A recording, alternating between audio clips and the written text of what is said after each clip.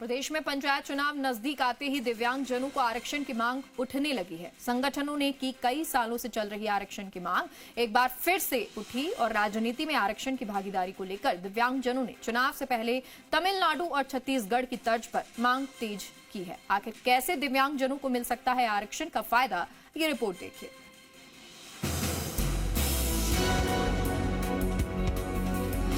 राजनीति में भागीदारी, दिव्यांग मांगे हिस्सेदारी।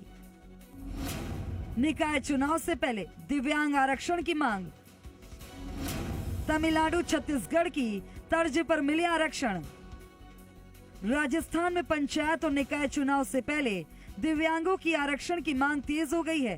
प्रदेश के दिव्यांगजन तमिलनाडु और छत्तीसगढ़ चुनाव की तर्ज पर दिव्यांगों से जुड़े संगठनों ने आरक्षण की मांग उठाई है।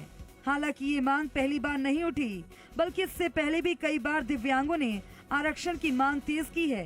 संगठनों की मांग है कि दिव्यांगों को पंचायत और निकायों में 4% का आरक्षण का लाभ दिया जाए। हालांकि निकायों में पिछली कांग्रेस सरकार ने एक दिव्यांगजन मनोनीत किया था, लेकिन पंचायती राज संस्थानों में दिव्यांगों को किसी तरह का लाभ नहीं मिल पा रहा है।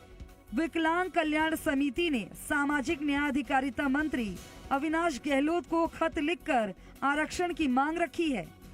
कांग्रेस सरकार से आई, उसके अंदर मेघवाल जी जो समाज कल्याण मंत्री थे, उनसे हमने कहा तो उन्होंने कहा कि साहब आपको आरक्षण की क्या ज़रूरत है।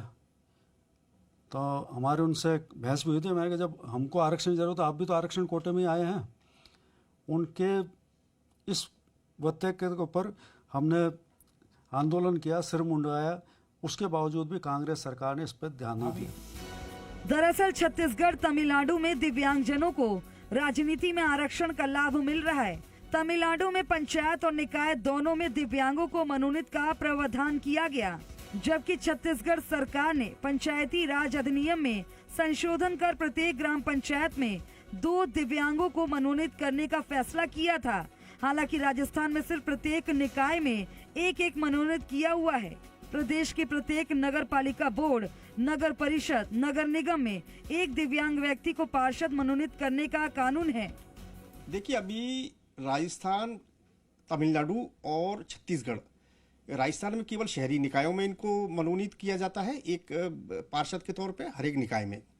तमिलनाडु में ग्रामीण निकाय और शहरी निकाय दोनों में अभी वहाँ पर ये इस तरह का एक संशोधन हुआ है, और छत्तीसगढ़ में केवल ग्रामीण निकायों में इनको पार्षद के तौर पे मनोनीत किया जाता है। लेकिन राजस्थान में सबसे पहले हम 2009 से ये मांग उठा रहे हैं कि या तो इनको चुनावों में रिजर्वेशन मिलना चाहिए, या फिर हर एक शहरी और ग्रामीण निकाय में इनको स्थानीय सत्ता में इनको मनोनीत करके और सत्ता में भागीदारी मिलनी चाहिए।